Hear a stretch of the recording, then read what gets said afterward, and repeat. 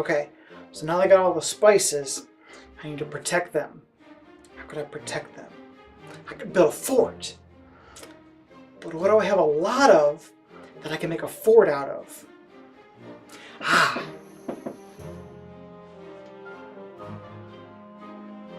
Well, I'm gonna need some more games.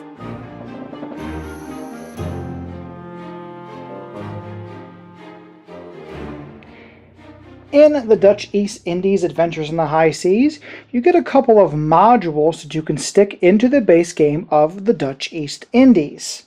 So I'm going to go over a few of these. Unfortunately, I don't have a box cover to show you because everything I have here are prototype components for all of the expansion stuff.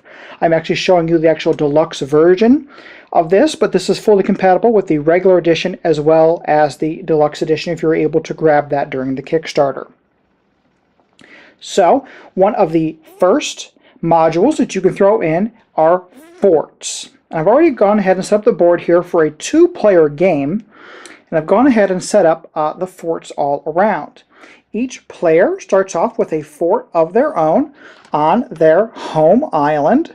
So there is the fort right there on the island for the Holland player. And way up there we have, we have the fort for the España player. There are also a couple of Wild Island forts that are right out here. And those are controlled by the pirates in the very beginning of the game, but you have the opportunity to take control of those forts throughout the game. So each island has 3 stats on them. They have cannons, range, and damage. Now the wild islands that we have out here start off with 6 cannons, only a 1 range, and 1 damage on each. The players' islands, which again this could change, start off with a 5 cannons, 2 range, and just 1 damage on them. Let me show you how this works out. Let's just say my small ship was sailing over here and ended up right here next to this wild island. Well, immediately that wild island would attack. So with the wild islands attacking you, that's just the same as one of the pirate ships attacking you. What you will do is you'll go ahead and have a player roll one of the d6s, and that will be added to the cannon value of the island. And then you yourself would roll another d6, and then you'll add that to your cannon value, and you see who has the higher value. Whoever's higher will win the battle. If the wild island ends up winning, you will take whatever the damage value is currently on that island.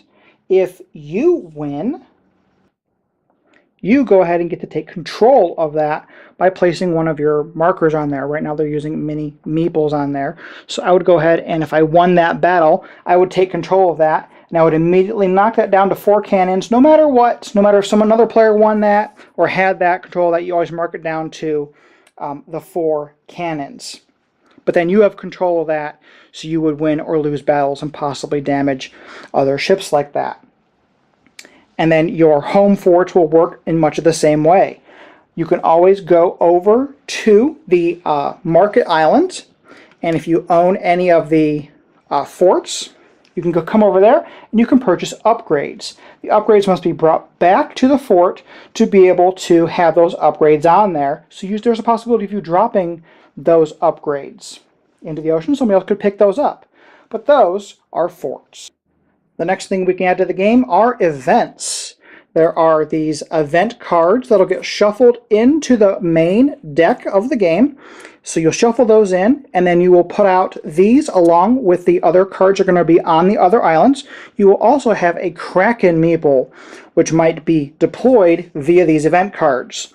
So if you ever go to one of the wild islands and you happen to draw an event card, you're immediately going to do what the event card says. So for example, this top one says all players immediately get a free upgrade on one of their ships.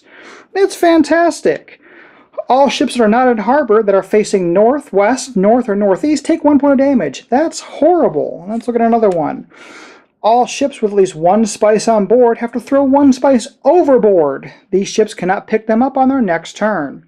So as you see, they're a mix of good and bad. And of course I did mention that Kraken, so there might be a Kraken deployed onto the board. You got to watch out for that.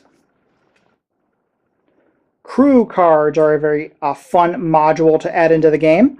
When a wild island is depleted of all the cards on there, well, you can still go there and you can see if maybe there's any crew there that have some skills that they would like to be hired for and added to your ship.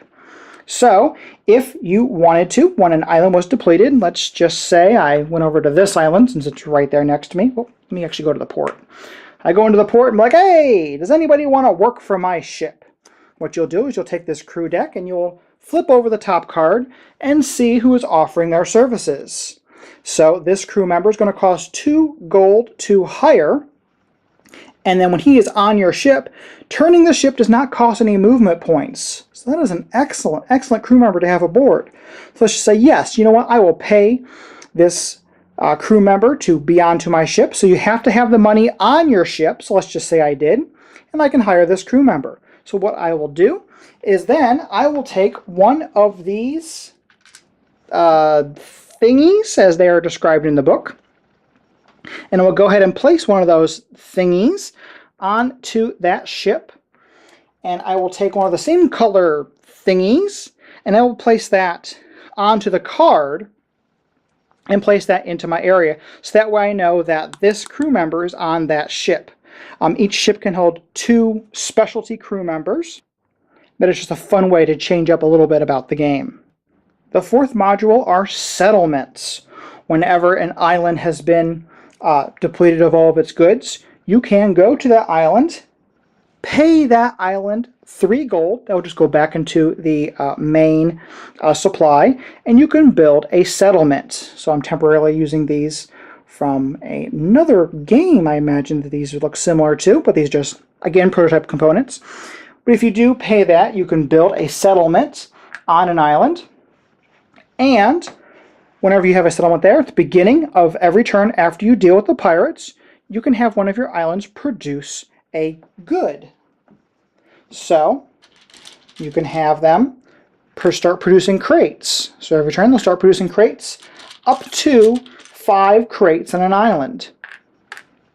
And once the island has 5 crates, they can't produce any more. And then you're free to come to this island and load up those crates and take them wherever you wanted to and trade them off for other goods. One nice thing about having a settlement there is you are protected now. It is not an empty island, so pirates cannot attack you when you are in an island's port that has your own settlement on it.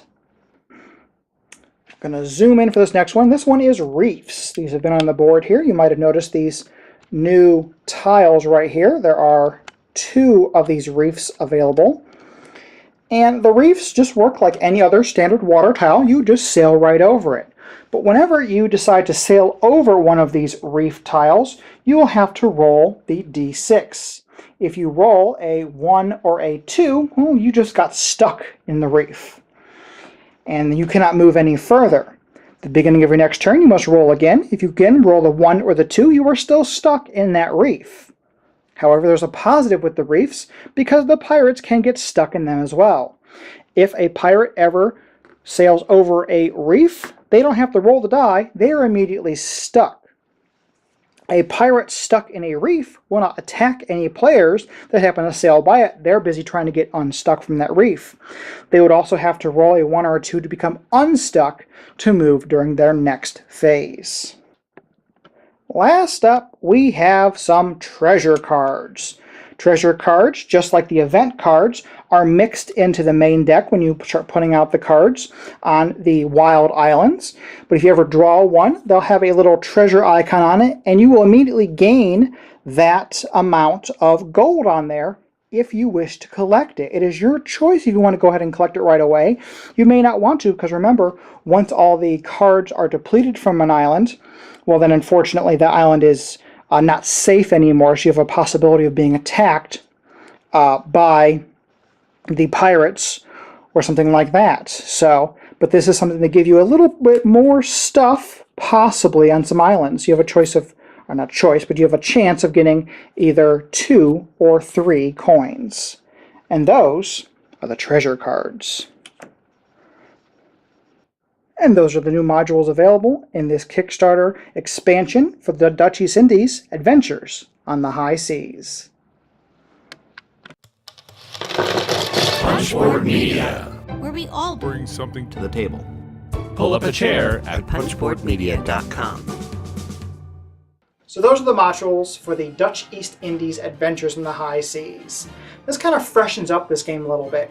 While it is fun, it kind of gets a little bland. There isn't much to do. You kind of understand, well, I'm going to go here, I'm going to get this spice, I'm going to go here and see what this random card is. This kind of gives you a little bit more stuff to do, especially when you're playing with more players.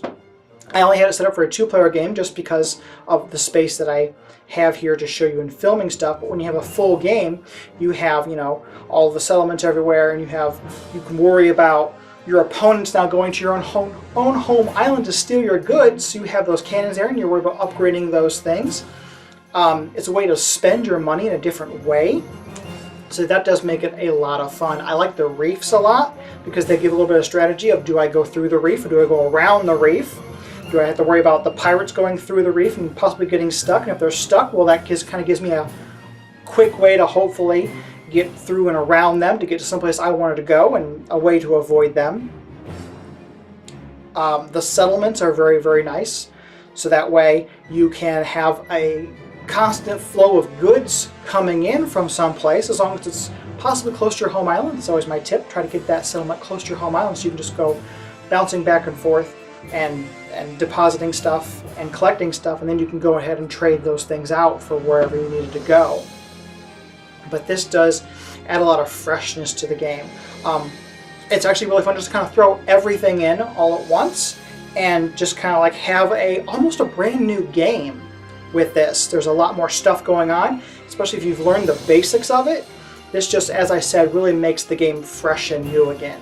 So if this looks like something that you'd be interested in, already have the base game, or are looking to get the base game, check out their Kickstarter. I will have a link below when that goes live. And as always, thank you so much for watching. Please don't forget to like, share, subscribe, and help support Cloak and Meeple. Links down below again, so you can buy a Cloak and Meeple shirt. You can also support me on Patreon. And again, thanks for watching.